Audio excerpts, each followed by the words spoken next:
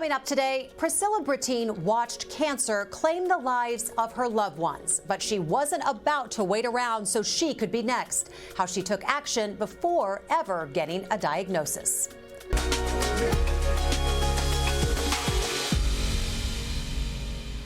Good morning, I'm Jessica Lovell, and welcome to the Morning Medical Update. If you knew you were at high risk of getting cancer, how far would you go to prevent it? Priscilla Brittine was faced with that reality. So the 37-year-old mother of three opted to have her stomach removed to try and stay alive so she could watch them grow up. But that was just the start of her preventative care. Here's Janine Keesley. When Priscilla Brittine was just 14, her mother died of stomach cancer.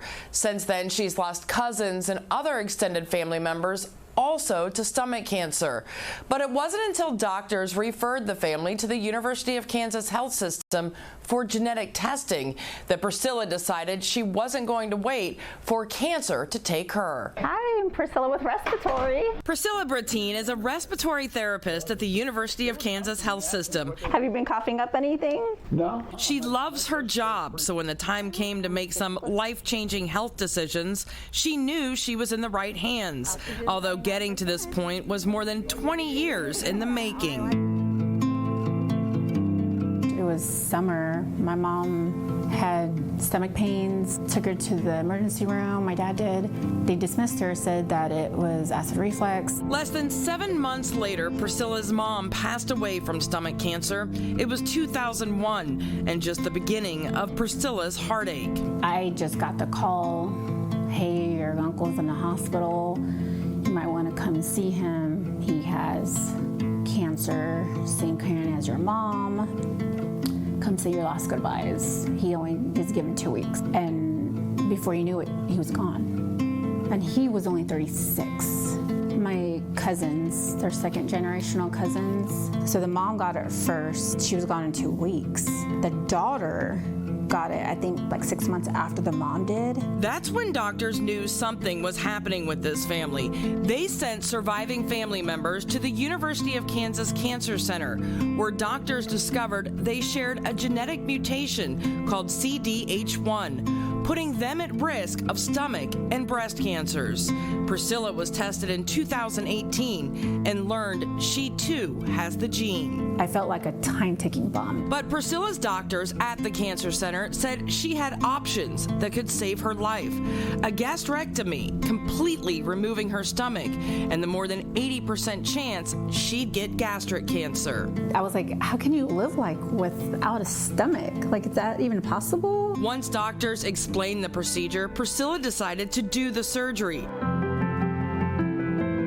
She has 3 boys, 11, 13, and 17. She wants to be around for them as long as she can, and she knew she was in good hands. Very grateful, very thankful. I actually changed my kids' doctors, and just for that reason, brought them to KU. Because they will know their history, they know moms, and I'm like, this is very important. Like, this can save your life. Like, KU saved my life, like, seriously. And we are so glad to welcome Priscilla Brittine to our program today. The story we just watched was devoted to your stomach removal surgery, and we're going to be talking about your double mastectomy as far as your next step in preventative care. But you were mentioning you were getting emotional watching that. Why? Yes, it's been a journey. Looking back to where I was at and how far I've came has been a roller coaster of no other, but to know that I'm alive and able to be here for my kids means everything. You were looking good in those pictures. Thank I you. said showing off your belly. I like that. Thank you. We're going to be talking about your double mastectomy, of course, which is why we're joined by Dr. Kelsey Larson, a breast surgical oncologist here at the University of Kansas Cancer Center. Good to have you along to talk about this part of this very long journey. But Priscilla, a lot of people were surprised to hear that you can survive quite well without a stomach. What has been the biggest change since that surgery? Oh, wow. The biggest change is the eating, the trying to keep your weight on has been the biggest struggle of all, but I managed to get through it, and it's all I keep thinking is eating. What am I going to eat? It's constant of eating. So I eat every 2 hours to 3 hours. But as long as I keep on that, I'm good.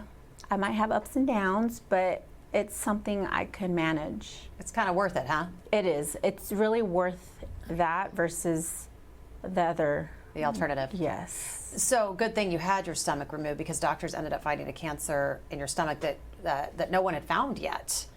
Did you need additional treatments to your stomach after that discovery? No, I did not. The only thing I have been having is dilations. I've had frequent dilations just to have the stretch for my esophagus so that I can eat a little bit more.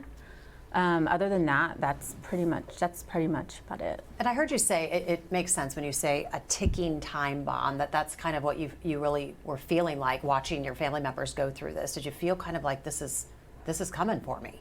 Yes, definitely. A scary time, and you have this genetic mutation, CDH1. It also increases your risk for breast cancer. Dr. Larson, just tell us what that mutation is. Break that down. Sure. So when people have genetic mutations that we test for, it's something that's in basically all the cells in your body. It's something that sometimes happens when we're conceived. Sometimes we get it from mom and dad. So in your family's case, it's something that's passed down through your family. And the gene basically changes how our cells function, and so different genes make people at increased risk for different types of cancer. So many people are at increased risk for different types of cancer based on their particular gene. So the gene you have happens to be linked to stomach and breast cancer, but everyone's family history might be a little different what their gene could be linked to. Which is why genetic counseling is so very important. Absolutely. We're going to talk a little bit more about that. But did you know that you were at high risk for breast cancer as well? When did you learn this? I did not know until I met with the genetic counselor. She went over everything. She was so knowledgeable. I spent an hour probably or more with her. She touched base with everything, down to the family tree, how serious this is, what this means for my future. And then you connect with Dr. Larson. What was that like? Yes, that was awesome, amazing, but I had to wait a while to decide, am I going to go with this, removing my breast? The stomach was a lot, but I was finally at a healthy time in my life where I thought, okay, I'm going to do this, because there were several cousins that already had the breast cancer. So it was, honestly, I was getting scared, thinking, oh gosh, I still want breasts. But I was going in, getting checked periodically, every 6 months, alternating MRIs and mammograms. And I've had to do that for the rest of my life. Were you kind of getting tired of doing that? Yes. You thought, if I do make this big step, then that takes that part out of the equation. Yes. What were those conversations like with your family, with your spouse? My husband, he was like, are you sure? I'm like, I'm positive. I don't want to have to do this. I mean, we're talking the rest of my life. I mean, all these scans, I mean, the radiation, I don't know. I just thought, more scans. I mean, how much these scans cost also. I mean, I think removing my breast was the best decision that I made. And your age really played a part of that, I would imagine. Young enough, you got a lot more life to live. You got 3 boys you got to take care of. Dr. Larson, what was it like when you first met Priscilla? Did you look at her case as somewhat of a challenge? Is this something you typically see, somebody coming in for this preventative procedure? Sure. So many patients, when they're coming in seeing us or talking to us about this type of a mastectomy, already have received their genetic testing results and have some information from the genetic counselors. We also have a really excellent team here at KU that's called the Breast Cancer Prevention Team. And so most of our patients start out with the breast cancer prevention team. They learn a lot more about their risk of breast cancer. The prevention team helps them to do things like stay on top of their imaging, talk about any lifestyle changes or perhaps medications you can take that help to lower your risk of breast cancer. And then ultimately people kind of decide when they feel they're ready to start exploring surgery. And most people, most of the time when they come and see us, they'll meet with us several times on the surgery side to learn more about it, to learn more about the pros and cons, and really find a time in their life that might be right for them, or identify if that's something they want, or if they want to go through with that increased screening and proceed down that route. So you're also helping counsel them. So Priscilla kind of makes the decision, I want to do this. Absolutely. But there are times people come to you and say, I don't know if I want to do this. You have to help walk me through it. I would actually say the vast majority of the time when people come and meet with me the first time, we call it a fact-finding mission. So they might have read things online or heard things from friends and family, but they really want to know the facts for their particular situation. And they want to know some details and ask some questions about what their care would look like, or how they might be treated, the good and bad for them as a particular person. So it's really common for us to start with that fact-finding mission and that conversation, and then meet several times to get to the point where someone decides yes or no, this might be right for me. And do you think this proactive approach is going to become more common as people start to take their health and their future in their own hands and learn more about genetic testing? Yeah, absolutely.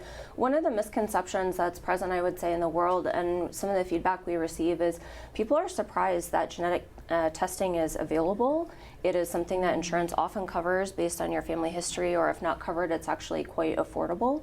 And so for patients who have a family history like yours, even a couple family members who want to be proactive, who want to kind of take a proactive stance with their health, it's really a nice opportunity. And the fact that it's more available within our community, within modern technology, is really, really excellent. So in a case like Priscilla's, let's say somebody comes to you, sits down, you talk with them, and they go, I don't want to do it. I don't want to have the mastectomy. What other options are there to help decrease their risk? Right. First of all, we encourage everyone to come and talk to us, even if they're not sure they want to do it. My job is not to try to advocate for you having surgery, but to give you the facts and the information to make that informed choice. But I mentioned our breast cancer prevention team, and so from the breast cancer standpoint, we have a high-risk breast cancer prevention team that helps people who are not quite ready for surgery, or maybe are not interested in surgery, be followed a little bit closer. That could be more frequent imaging, more frequent exams, perhaps medication or lifestyle changes to lower their risk of breast cancer. But it's not just for breast cancer. We have that in all areas of cancer care. So there are people who monitor that from a GI standpoint for pancreas cancer, gastric cancer, colon cancer, all sorts of things. So even if your family history or your gene may not include breast cancer, there are proactive and preventative teams here at KU who can help you to stay on top of your health. Priscilla, how powerful did this make you feel? I feel like I was able to take things in my own hands and determine my own fate, because my mom, my uncle, other family members didn't get that chance. They unfortunately died at a very young age, but if I have the knowledge and the power to change that, why not? How was your recovery? Oh, my recovery from the mastectomy? And it was compared rough. to the one with the stomach surgery. Two different areas of the body, but explain the difference. The mastectomy surgery was rough. I think more so with the pain, but I was able to manage that.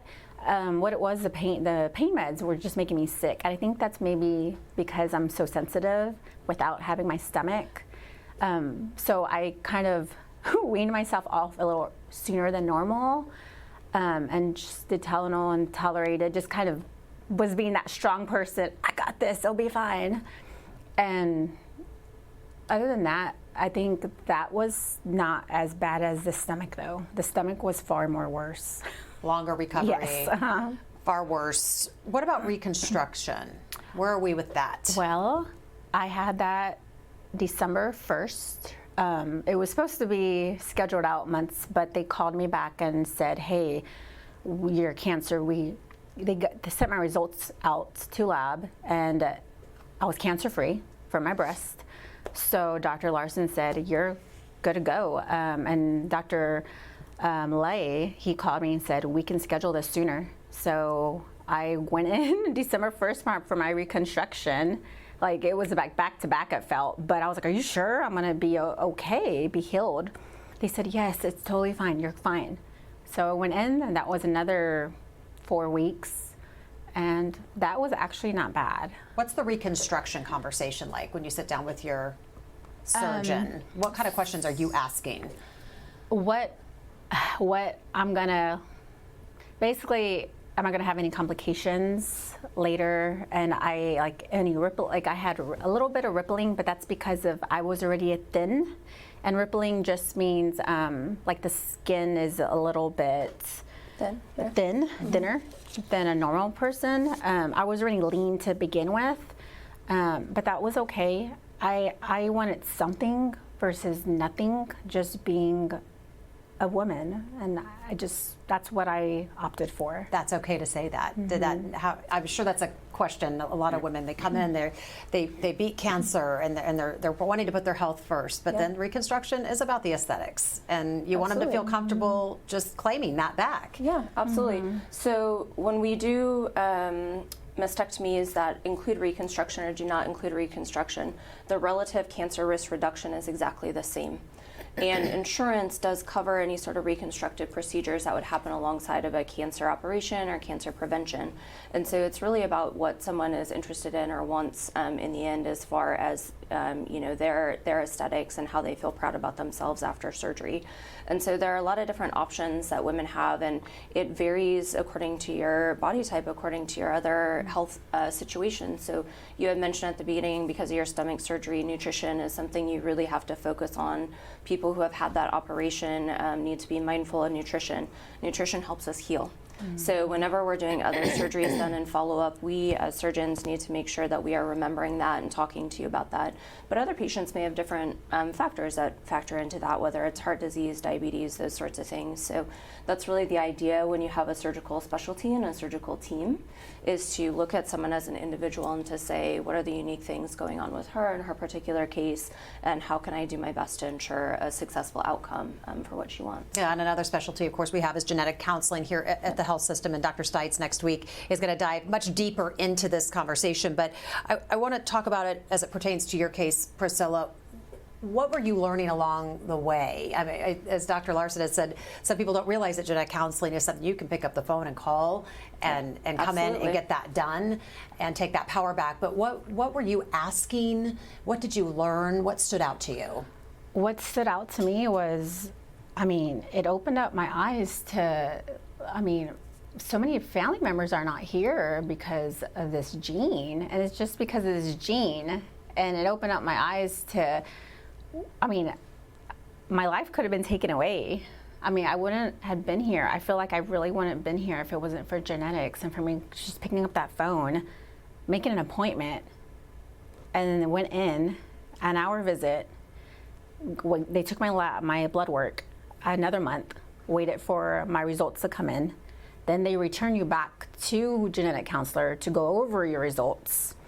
And then they break it down to you, what this means. And it opened up a door to my whole team of doctors that just came together and helped me get through this. Are other family members following your lead? A few of them are, yes. They have a lot to learn. I think you're educating. I think the last time you were on, you were talking about how this is generationally, people maybe don't want to know. Do you find that, Dr. Larson? Some people just don't want to know until they have to know. That's a big step to get results back, right? And it's a big step just to take the first initiative and pick up the phone and go to the appointment. And what happens when people pick up the phone and ask to meet with a genetic counselor is that, as you've experienced, a genetic counselor will learn about your family history. They'll give you some recommendations about what you should be tested for, or you can be tested for. And then at that point, it's people's decision whether they want to proceed with that testing or not. So at every point, there's kind of a decision tree. Sometimes people aren't ready for that information. I'm sure I can imagine that it was overwhelming to learn about that and to try to figure out next steps. And so when someone is ready for that information, ready to be proactive, it's wonderful, it's there. And if someone is not quite ready for that, again, along the way, we can provide education and help in that decision-making process so that you can decide what's right for you and your family members can make the same decision. Well, be sure to ask your questions. You can use the chat on YouTube or Facebook. You can tweet us or email the Medical News Network. Information is right there on your screen. A quick note to our loyal viewers here on the Morning Medical Update. Dr. Dana Hawkinson will now appear just on Monday, Wednesdays, and Fridays. He will not be here on Tuesdays, but he will be here 3 days a week. But today, I wanted to give you this update. This week's COVID count is 15 inpatients with 2 in the ICU as of Monday. Well, you are, Priscilla, as we know, an incredible advocate now. Recently, you met with Governor Laura Kelly. What were you able to accomplish? Well, I met with Sharice Davids. Met with Sharice Davids? Yes, Sharice Davids. Go back to that, because you met with her in D.C. So I'm part of a Debbie's Dream Foundation advocating for stomach cancer. We went to Washington, D.C., and we were able to physically meet with Sharice Davids. And that experience was awesome.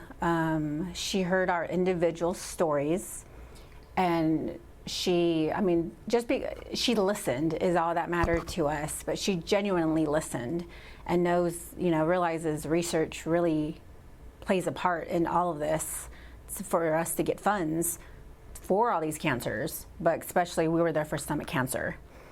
So we just went a couple weeks ago. And then tell us about the proclamation.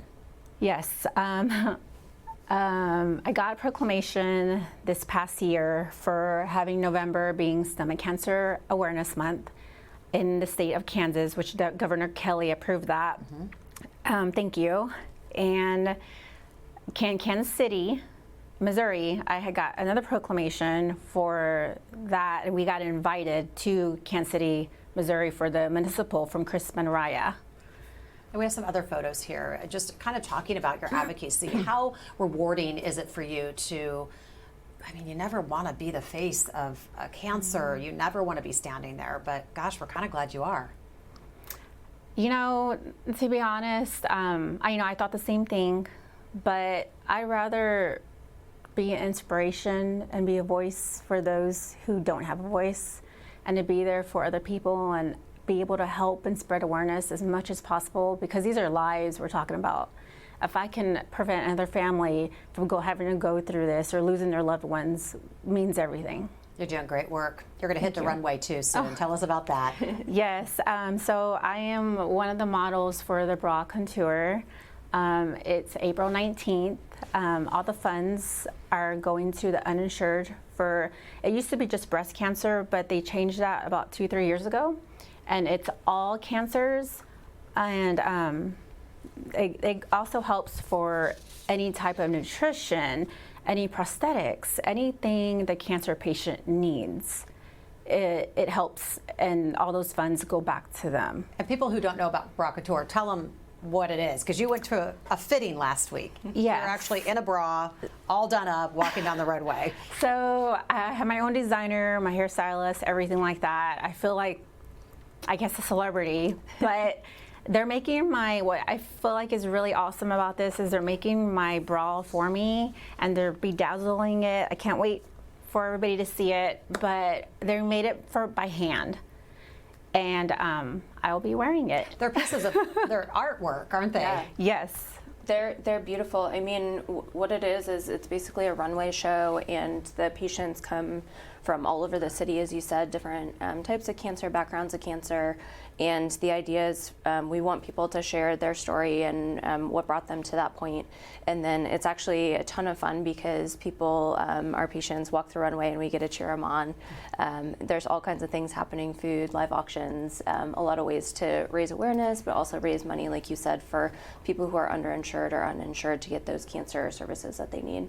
Great stuff. And I want pictures when you come back in November. Sound good? Okay. All right, let's get to some questions from our viewers this morning. Dr. Larson, question is, how does this affect Priscilla's children in the future? We've talked about some of her pre-generational family members and educating them, but what about her kids? Sure. So different genes are passed down in different ways. And so the chance of an individual passing down a particular cancer gene to their children is different depending on what type of gene that person has. So the genetic counselor is part of the conversation. They'll talk to you about what is the likelihood you may pass it along to your children, and then also help figure out timing if those people want to get tested for those genes. Most often, people are not tested as children. It is testing when they are able to make that informed decision for themselves and take ownership of some of those healthcare things. But it is important for parents to know and to be able to speak to their children about that and help kind of guide them through that process. So that's all part of the genetic counseling conversation. So on that note, Jeremy is asking, is genetic testing typically covered by insurance, or is it only if you have a family history? What if you just want to know? Yeah, so if you just want to know, typically that is not covered by insurance. Genetic counselors will still visit with people, and so if someone might be adopted, or they just want to know, or they're not familiar with their family history, you can still absolutely request a meeting with the genetic counselors, and they'll be able to advise about what cost that testing would be. In the olden days, the testing used to be tens of thousands of dollars. Now anymore, the testing is much more affordable. I hear recently it's under $500. Don't quote me on that. I'm not a genetic counselor, but they'll be able to tell you the exact amount. So it's becoming something that is more tangible for people, even if insurance does not cover it. Couple questions about your stomach removal surgery, and you touched on it regarding your pain meds when you had your double mastectomy, but just question if you digest medicine differently now with no stomach. Yes, I do. A lot of times I have to have the liquid form of most things, or chewables, not the pills normally. It doesn't digest without your stomach. You don't have those enzymes to help absorb for the absorption part. So Jean wants to know, you mentioned that you eat every 2 hours. He was asking, does that interfere with your sleep? Do you do that? Does it wake you up in the middle of the night? Can you make it through the night? I get through the night. I don't wake up at nighttime. I sleep, but it's more so during the day, because if I go, which I have gone to longer without eating, I feel it. I will feel nauseous. I'll feel dizzy. And I'm like, oh gosh, I gotta eat. So it's kind of like a diabetic. You don't have the hunger pangs, like you Yes. mentioned that. So you have to just almost go by the way you're feeling in your head versus where we often feel it in our tummy. I've had to put an alarm set because I sometimes I don't get those hunger pains. Mm-hmm. So I have had to put an alarm on my phone to remind me, hey, eat something. What about mental health through all this? Have you met with a therapist, a psychologist to help manage some of those emotions? Yes, I have. You have to. It is overwhelming for all that's coming at you with all this information, and you're like, "Whoa, this is happening to me. I'm going through all this." I mean, you're going through a roller coaster. That's as close as I can explain it. Is it just a roller coaster of emotions?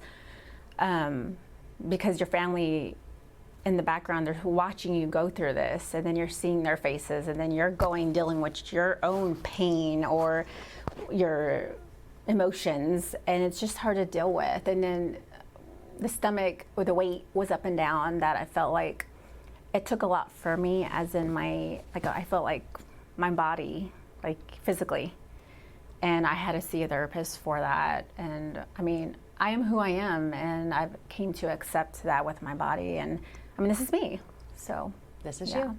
Mm-hmm. Dr. Larson, what's the biggest takeaway from our conversation today? Yeah, I think the biggest thing that I think about is I'm so proud of you about what you have done with this and what you are accomplishing, and we are so appreciative that you're here to speak up as a patient advocate. If someone is not quite ready to have the genetic testing but wants to learn more, come and see us. If someone is not quite ready for surgery but wants to learn more, come and see us. If someone just wants to learn more about what they can do for their risk of cancer, just come in, just call and come in. We have people who want to give you information and to talk to you no matter where you're at in that decision-making process, and to support you through that. And we talked about this before the program. After the program, we're going to put the number that people can call Absolutely. In the chat thread below. Priscilla, thank you again for coming back. Thank you. You'll be back again. We love having you on. What's the biggest takeaway from your story? The biggest takeaway is know your family history. And I know that people probably hear that over and over and over, but it's so important to know your family history. Because, I mean, genetics, we've come into a world now where you can go, it's easier now than it was back then to get genetic testing. Like we said, it's just a phone call and you schedule. It's a matter of you getting there is the hardest part. But once you get there, then it opens up doors that you're like, wow, you know, especially if you have family members who you know had died at an early age or have had certain cancers, and you're like, oh, you have a family of your own and yourself. I mean, like I said, knowledge is power. If you have it, be proactive. Take action, do something about it. Well said. Thank you so much, ladies. Thank you both for being here with us today. Thanks to all of our viewers for being with us as well. We'll see you back here tomorrow at 8. When prostate cancer spreads, a new kind of treatment can seek it out and destroy it. I'm Jessica Lovell on the next Open Mics with Dr. Stites, the radioactive particle that doctors compare to a heat-seeking missile, providing a better life with fewer side effects. Wednesday at 8. Subscribe to our morning medical update and Open Mics with Dr. Stites podcasts. Now, everywhere podcasts are available.